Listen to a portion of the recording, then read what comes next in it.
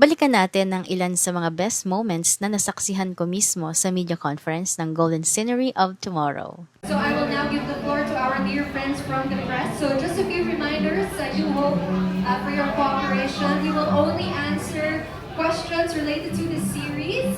This is a dream come true tapos na. Parang ako, I just keep on dreaming and dreaming and dreaming. Ayun, Billion survive starstruck. Ganun. 3, 2, 1.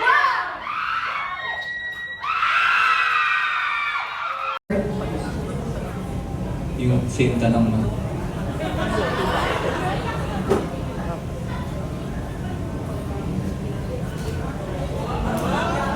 Thank you.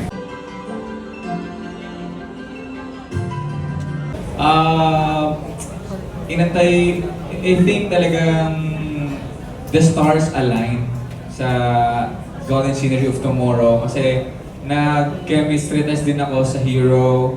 And na-mention din sa akin yung Sevi na role before, and then nasa iba po yung mga projects ko dati. So parang sinakto talaga na kung kailan kailangan nila ng parking mismo. Doon ako napunta sa mga chemistry test, gano'n.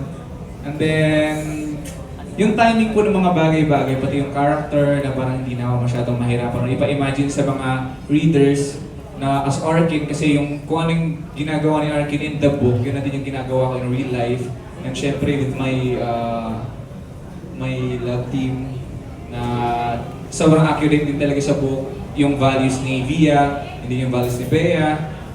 I think ito po yung project na to, isa sa mga project na talagang I can say na talagang dream come true for me. Pero hindi, I hope after this meron pa, masusundan pa for us. May hirit lang ako na tanong sa'yo. Girlfriend material ba si Bea para sa'yo? And Bea is Wilbert boyfriend material.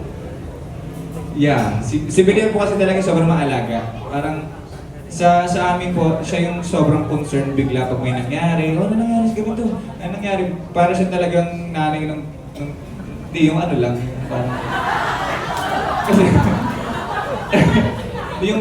yung care kasi, so nag-care ka kasi sa lahat. So parang ganoon siya, and then masarap siya magluto.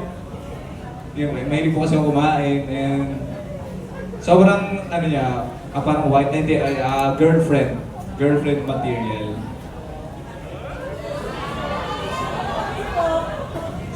Pag-isipan ko, dita.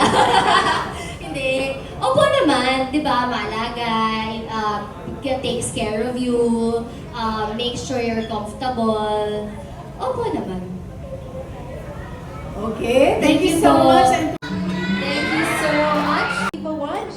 For only 99 pesos per month, 269 pesos.